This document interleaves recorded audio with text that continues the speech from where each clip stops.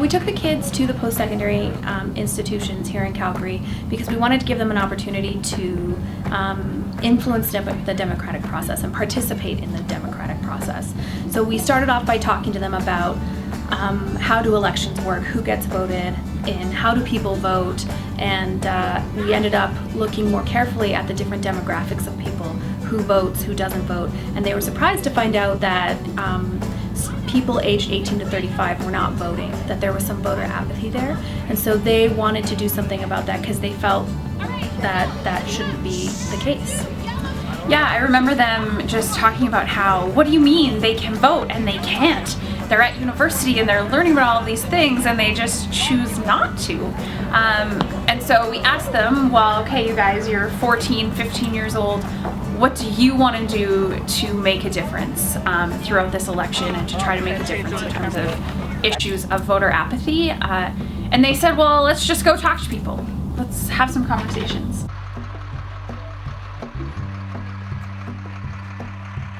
The kids had a really interesting experience when they were there, and I think a lot of them felt very much that they participated in the democratic process this time around.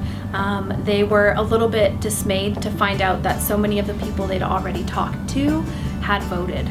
And they were a little surprised, and they felt for a moment like, what are we going to do? But then they figured out that they could, engage them on the issues and not ask who did you vote for, but why did you vote? What galvanized you to go and vote this time? Mm-hmm. So while they were bummed that they didn't get to persuade people, a few of them did, and they were so excited and really celebrated that, but they still felt like it was really, really meaningful talking about the issues. And I think for some of them, it was so far outside of their comfort zone to approach complete strangers and try to talk about politics of all things, that when they were having really meaningful conversations, it just lifted them up, and they were really, really proud, I think, of what a group of teenagers were able to accomplish.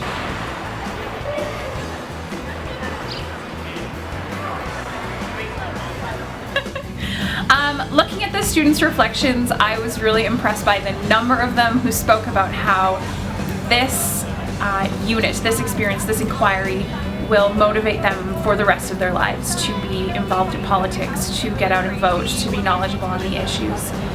It really ignited a fire in a lot of them, which was really, really neat to watch. Well, we came up to her and we asked her if she was planning on voting in the upcoming federal election, and then she said yes. And then Lauren asked her if she was informed. And then she said, yeah, she feels pretty informed about the different issues. And yeah, and then we gave her our information in case she wanted any more information about the vote.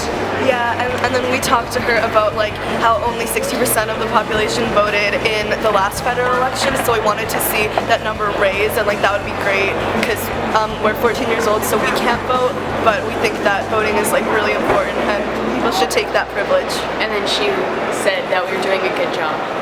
And they've taken it outside of our own country and are really starting to dig into the ideas of what voting is. Is it a privilege? Is it a right?